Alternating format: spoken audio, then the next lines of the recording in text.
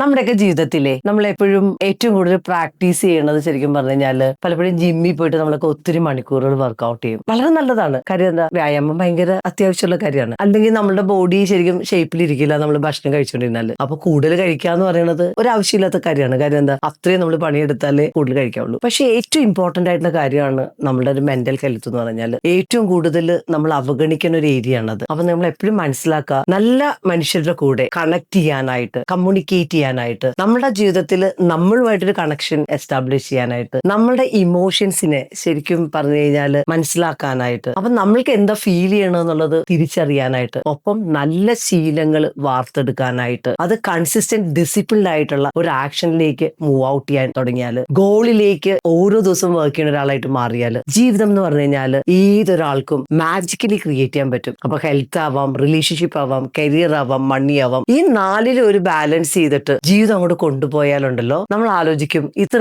എളുപ്പമാണോ നമ്മുടെ ജീവിതം. അതെ, നമ്മുടെ ലൈഫ് ഏറ്റവും നല്ല രീതിയിൽ ബിൽഡ് ചെയ്യണമെങ്കിൽ ശീലങ്ങളിലാണ് വർക്ക് ചെയ്യേണ്ടത്. ആ ഒരു ശീലങ്ങൾ എന്ന് പറഞ്ഞാൽ വിത്തുകൾ പോലെയാണ്. നമ്മൾ കാണുമ്പോൾ വിത്തുകൾ അധികമൊന്നും ഉണ്ടാവില്ല, പക്ഷെ ആ വിത്തുകൾക്ക് വളർന്ന് പന്തലിച്ച് മരമാവാനും ആ മരത്തിൽ നിന്ന് അനേകം വിത്തുകളെ പ്രൊഡ്യൂസ് ചെയ്യാനുള്ള മാജിക്കൽ പവർ ഉണ്ട്. അതുകൊണ്ട് നിങ്ങൾ എന്താ ചെയ്യുക, നല്ല ശീലങ്ങൾ ലൈഫിൽ കൊണ്ടുവരിക. ലൈഫ് മാജിക്കലി നിങ്ങൾക്ക് ക്രിയേറ്റ് ചെയ്യാൻ ഒരു മാഗ്നറ്റ് പോലെ നിങ്ങൾ ആഗ്രഹിക്കുന്ന എന്തിനേയും അട്രാക്ട് ചെയ്യാൻ ഉള്ള ഒരു സൂപ്പർ പവറിലേക്ക് നമുക്ക് എത്താൻ പറ്റും.